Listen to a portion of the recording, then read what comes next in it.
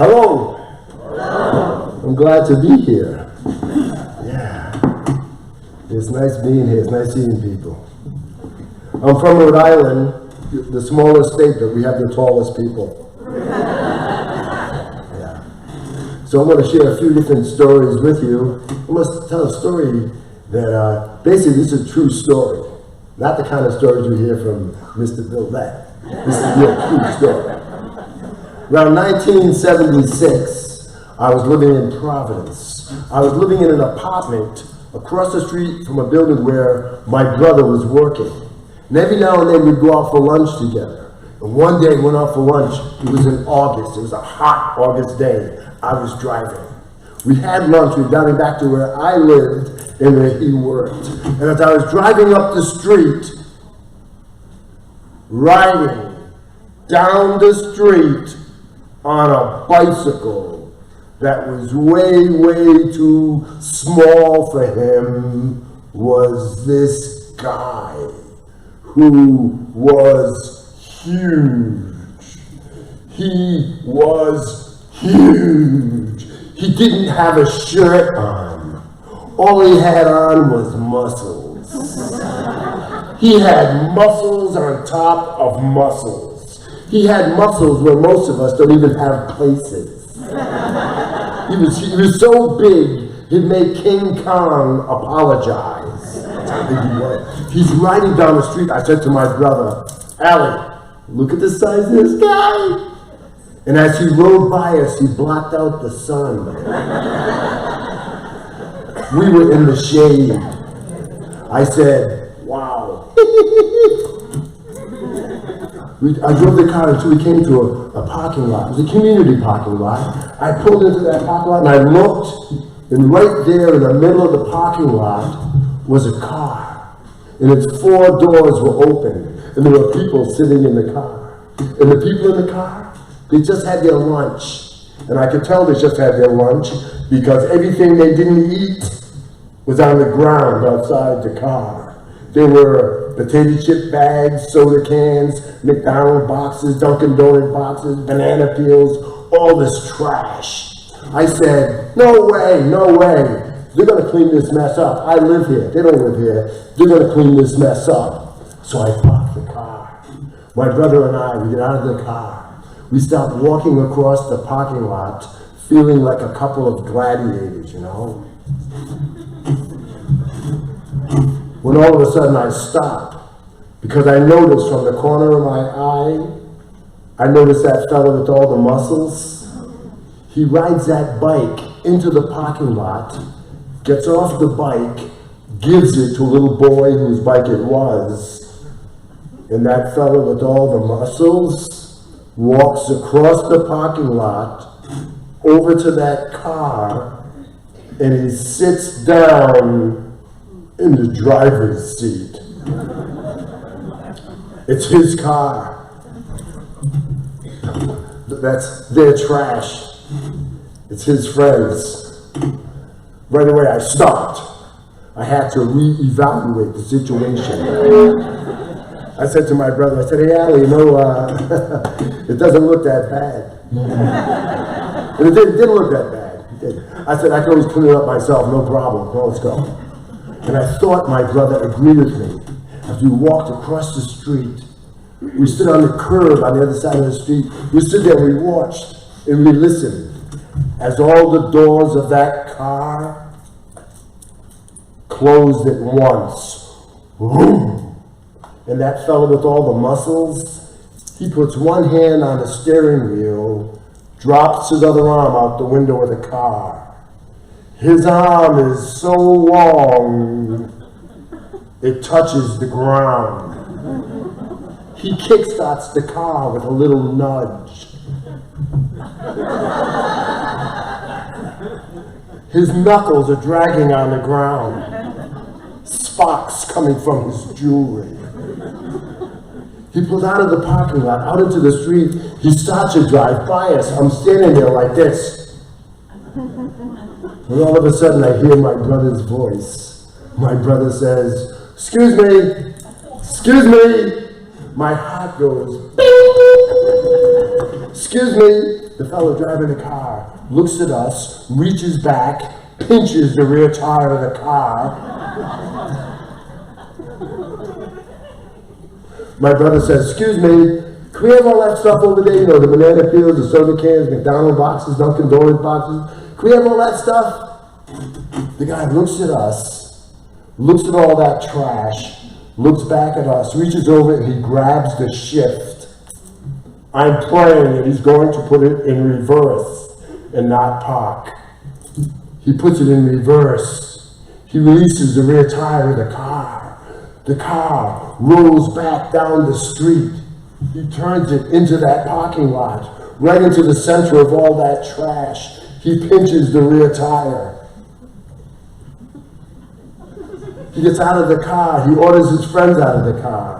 He points and they pick. He points and they pick. He points and they're as afraid of him as I am. They pick up all their trash, plus trash that had been there for 6 weeks. They put it in a big dumpster. They get back into the car. The doors all close. Vroom. He puts one hand on the steering wheel, drops his other arm out the window of the car. His arm is so long, it touches the ground. He kickstarts the car once again with a little nudge. His knuckles are dragging on the ground, sparks coming from his jewelry. He pulls out of the parking lot, out into the street. He starts driving down the street. He drives by us. He looks at us and he goes, and he drives down the street. I go, my brother nudges me and says, Len, it's not what you say, it's how you say it. Tact.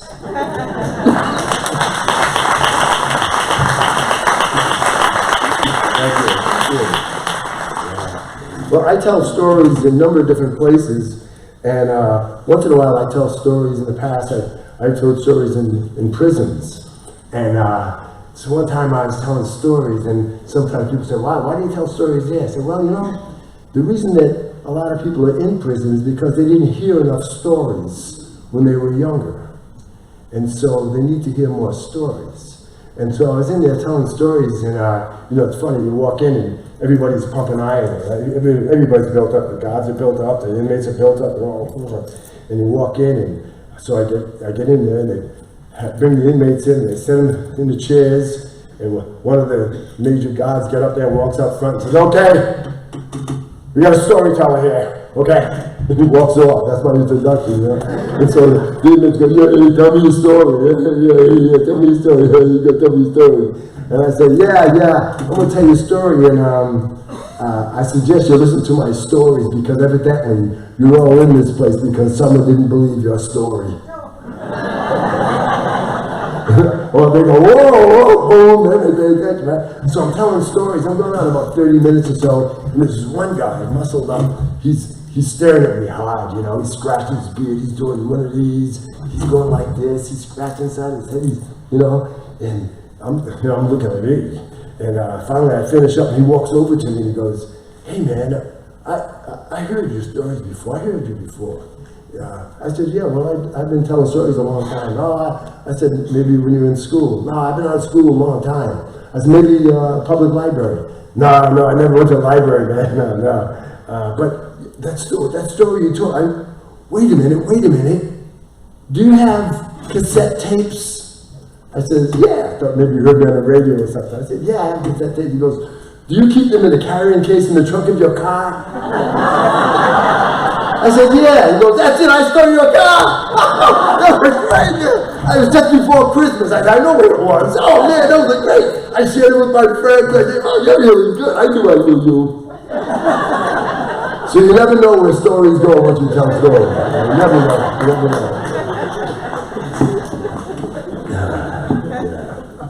So I got a couple of questions for you, because sometimes people don't think they know stories or have stories to tell.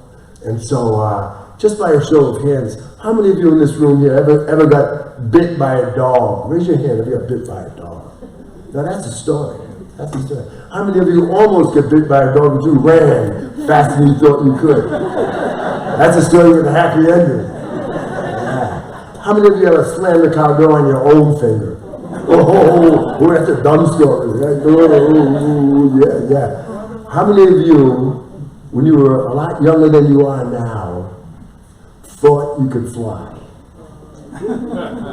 Yeah, we all did. You put a towel, you ran across the skip, you jumped, we all did. They're all stories. Because it's important to tell stories. And this is why it's important. Story, over in Ireland, they have these folks traveling around, they're called fixers, because they fix things. Big old pot, pan in the back of their wagon, they travel around, they barter and they trade, and that's how they made their living, just traveling around. And people love to see the fixers come because, you know, they didn't have radio and TV, and the only way they got news is when people came by and shared the news. So they love to see the fixers come by. Well, the best known fixer of all time, his name was Pat Divers. He could fix about anything. Now, Pat Divers, he was in a part of Ireland where he hadn't been before. He's going up past the Ring of Kerry there in Dingle Bay, and he's going up the coast, and all of a sudden these clouds come in, and you go, whoa, looks like a storm's coming up. Come on, boss, giddy up. And just like that, it started to snow, lightly at first. Thick, heavy, wet snow covered the ground right off. Pat Divers said, whoa, I hope there's a house on the other side of this hill. Giddy up. That horse pulled a wagon on top of that hill. Pat Divers looked down. Nothing but a barren field. He said, oh, he put his collar around his neck. Now the wind picked up. It's just whipping that snow all around. He pulled his hat down over his ears. Come on, horse, giddy up. I hope there's a house on the other side of this hill. Giddy up. That horse pulled a wagon on the top of that hill. Pat Divers looked down. Nothing but a barren field. Pat Divers got a little concerned then because it was that wet, sticky snow. It was sticking to the wagon wheels. The horse was having a hard time pulling itself through the snow. Pat Divers said, I hope there's a house on the other side of this hill. Giddy up. Horse pulled a wagon up top of that hill. Pat Divers looked down. He saw the little house. He said, hot dog, I'll stay there. Well, he pulled that horse up to the front of the house, tied it up to a post, walked up the steps and knocked on the door. This big fella opened the door and looked out at Pat Divers. Pat Divers said, hello, I'm Pat. I know you are. You're Pat Divers, the fixer. Yeah, I wonder if it's storming out here. I wonder if I might be able to spend the night. Yeah, Pat Divers, I see. Big storm out here tonight.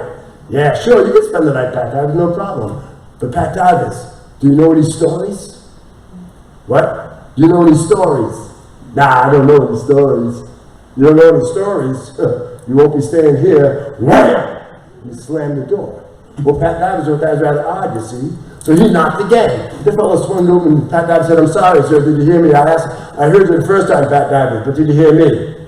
I asked you, do you know any stories? No, I don't know any stories. Then you can't stay now, can you?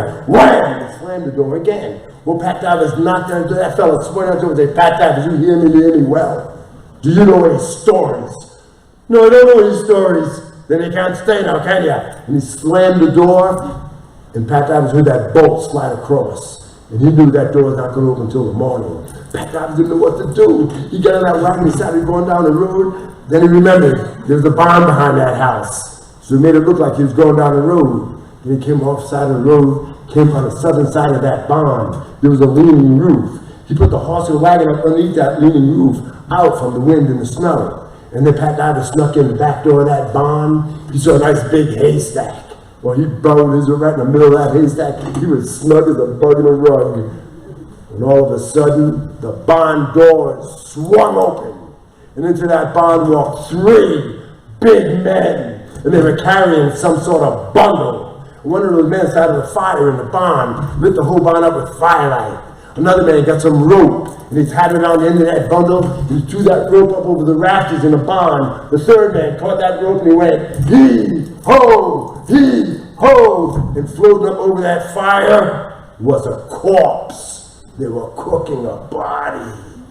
Pat Divers couldn't believe it. He was in that haystack, quiet as a church mouse. And that fellow was holding up that corpse with one hand and hit it with his other hand so it wouldn't burn in one place. But all of a sudden, Pat Divers noticed that fellow's arms started to strain him. And that fellow said, hey, I'm tired of holding up this corpse. Get Pat Divers, he's right there. Let him do it. Pat Divers didn't know how they knew he was in the haystack. Get out of there, Pat Divers. Well, Pat Divers went up in that haystack and said, you hold up this corpse and you better not let it burn, because if you let it burn, we'll cook you. And those three big men went over to the haystack and they fell asleep. Well, Pat Divers, he's holding up that corpse. It was almost heavier than he was, almost lifting him off the ground, when all of a sudden that rope slipped through his hands. The corpse went boom! Right down into the fire and it started to burn. Well, Pat Divers, he tried to put the fire out. He tried to put the fire. He couldn't put the fire out. Pat Divers hit the barn door. He ran out into the snow. The snow was knee deep. He slipped in the snow. He fell off the side of the road, rolled down an embankment into a gully. Pat Divers got up on his feet and Pat Divers started to run. Pat Divers ran. He ran. He ran. He ran at breakneck speed until he got underneath the bridge. Couldn't believe it. He just saw his heart was beating a mile a minute.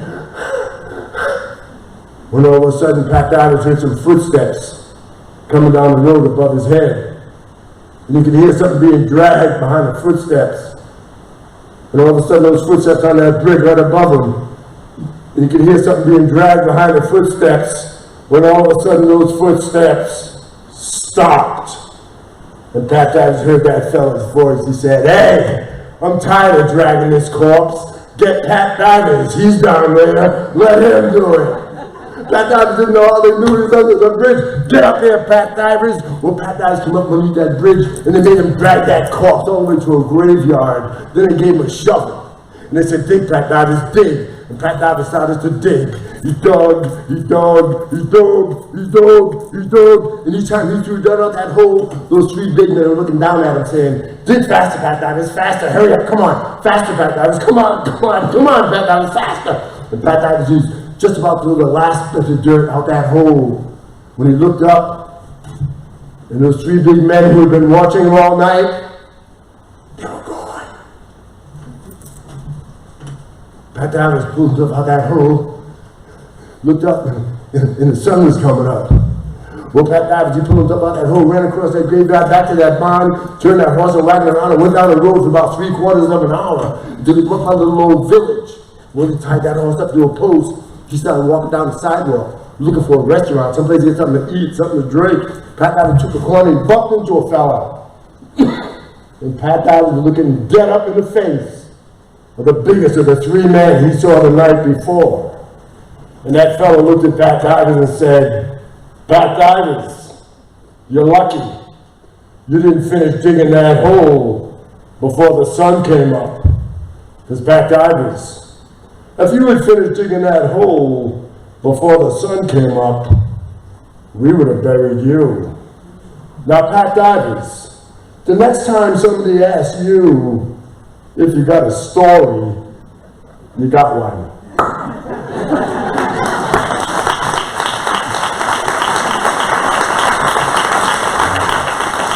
So my friends, don't tell anybody you don't know any stories, okay? Save yourself a whole lot of trouble. When your grandchildren say, "Hey, Papa, tell me the story," tell it, tell it, tell it.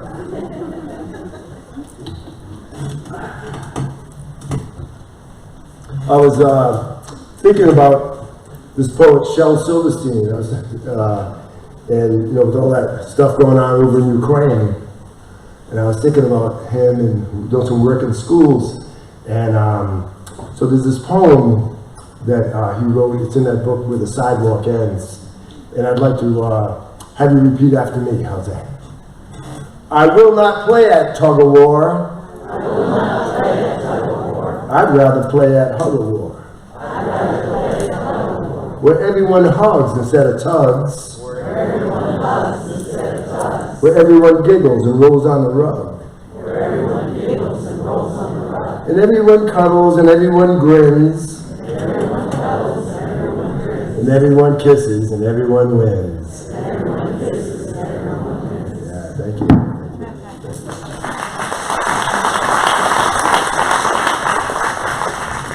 Okay, I'm going to share this story here. Found a story in that 398.2 section that Dr. D. That's what it's called Mezzi-Gallo. Can you say that? Mezzi-Gallo. Once there was a rooster, and his name was Mezzi-Gallo. He lived on this farm. One day it was so hot, hot, hot. He was looking for a place to cool out. He saw a great big tree and a patch of shade beneath that tree. Mezzigallo thought he would go and stand in that shady spot. So he walked across that farmyard, and he was standing there on one leg, like roosters do, when all of a sudden an acorn fell from that tree and hit Mezzigallo right on his head. Bam! Mezzigallo realized at once that he should see the world before it was too late. So Mezzigallo, he left that farm and all that he knew and all that was familiar to him. He walked down a dirt road. He walked by an old abandoned farmhouse. He walked by an old burned out barn. He walked across a field where there was a long stone wall. He was just about to walk over a bridge when he saw the first living thing that day. It was a sheep on the side of the road going, bah, bah. Tears rolled down his cheeks as big as pearls. Mezzigallo said, "Whatever makes you carry on like that?" And the sheep said, "It's the wolf, it's the wolf. He's taking my kids and I know he's eating them." Well, said Mezzigallo, how did such a terrible thing ever happen? For ever since Mezzigallo got hit with that acorn, he had an immense curiosity about everything under the sun. Well, it was like this. I was taking my milk to my neighbor's house so he could turn it into cheese. I said to my kids before I left, I said, "Now listen, if there's a knock at the door, you ought to look under the crack of that door. If you see my furry white feet, you'll know it's me." Well, that wolf, that scoundrel, he got some white linen he wrapped around his feet. And when he knocked on that door, my poor kids looked under the crack of that door. They saw that white linen. They thought it was their dear mother. Well, said Mezzigallo, it sounds like you should join me and see the world before it's too late. You never know. Might be a surprise or two in it for you. And the sheep joined Mezzigallo, and they walked over the bridge. As soon as they go over the bridge, right on the side of the road was a donkey. And the donkey was stamping its feet in the dirt and baying up at the sky. Ee-haw, ee-haw, ee-haw. Mezzigallo said, "Whatever makes you carry on like that?"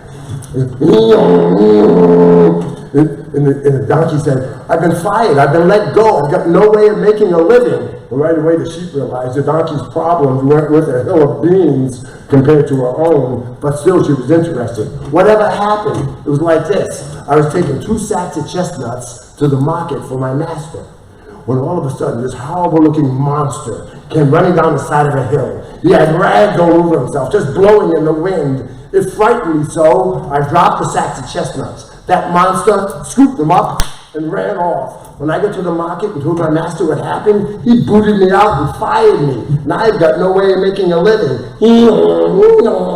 Well, said Mezzigallo, it sounds like you should join us and see the world before it's too late. You never know. Might be surprised they're doing it for you. And the donkey joined the sheep and Mezzigallo, and they started walking down the road. And the donkey said, "What's that in the road ahead?" And the sheep said, "What's that in the road? Ahead?"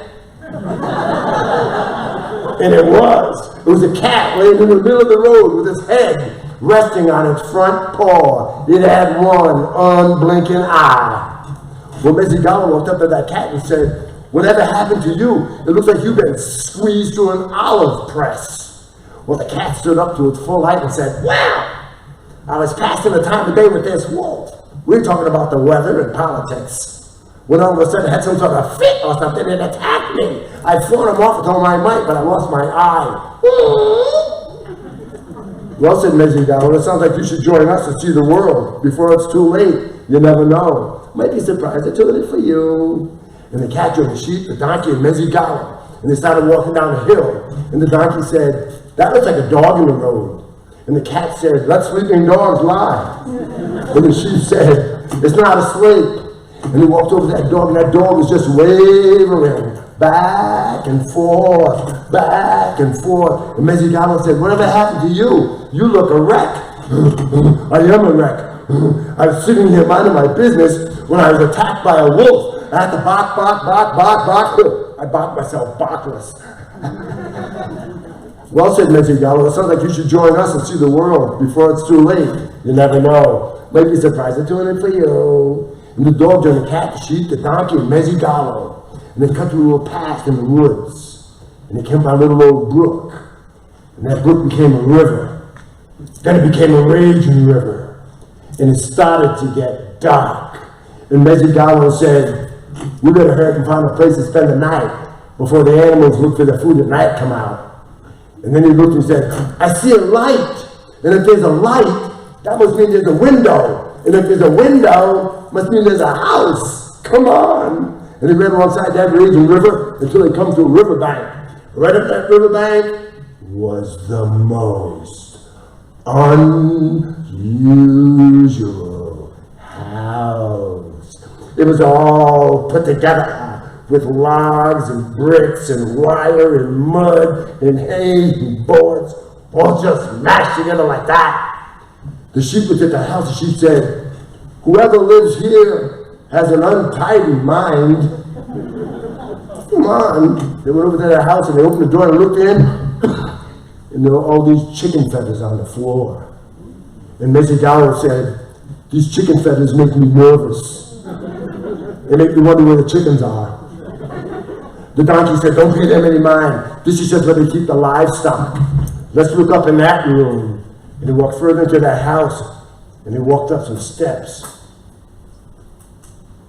He opened the door and looked in, and there was a makeshift bed on the floor. And then there was a chest of drawers. Then there was a painting on the wall. And right below that painting it said, Grandmama. And they looked up. It was a painting of a ferocious wolf with big fang-like teeth and on a red kerchief. This is the wolf's house. The cat said, good thing we saw part of the world because now it's definitely too late. The dog said, let's run away, let's run away. The sheep said, I sense danger, let's hide, let's hide. Quickly, Mezzigallo blew the light out in the window, and he threw it on the door jamb above the door. The dog hid behind the cedar chest. The cat jumped into the fireplace with its one unblinking eye. The sheep went up and hid up in the bedroom. The donkey hid behind the door just in time because the wolf hit the door. The door swung open, and the wolf walked into the house and he said, my light went out. He looked at the fireplace, and he could see that one unblinking eyed cat, and he thought it was the ember from the fire. And he said, at least I can stay warm. And the cat went,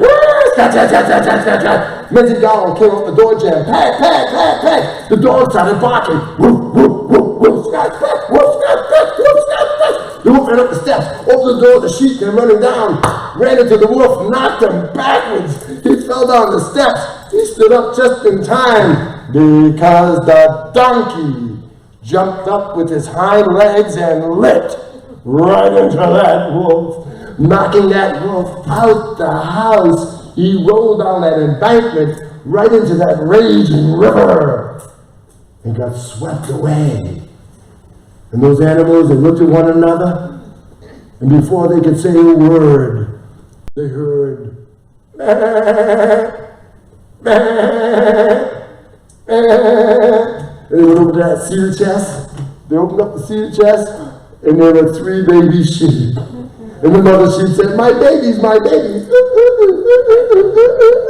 And they looked in, and there were 2 sacks of chestnuts. And they pulled the chestnuts out the cedar chest, and the cat said, I wish somebody would find my other eye. And Mezzigallo said, friend, I'll be your other eye. And all the other animals said, we'll all be your other eye. And they cleaned that house up, they got all the chicken feathers off the floor, took that painting off the wall and they buried it. And they made that house a bit more tidy. And they settled in that first night. They had a big, big roasted chestnut dinner. And they lived there still. But if any of you fine folks should be out gallivanting, and you cut through the woods, right? And you come by a little old brook, and that brook comes over a raging river, and you walk a little further, you see a little house up on an embankment there. It'll be a bit more tidy now. You go over there, you knock on the door.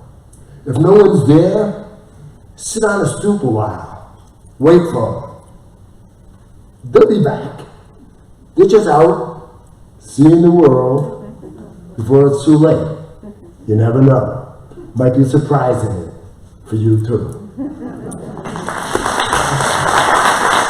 Thank you.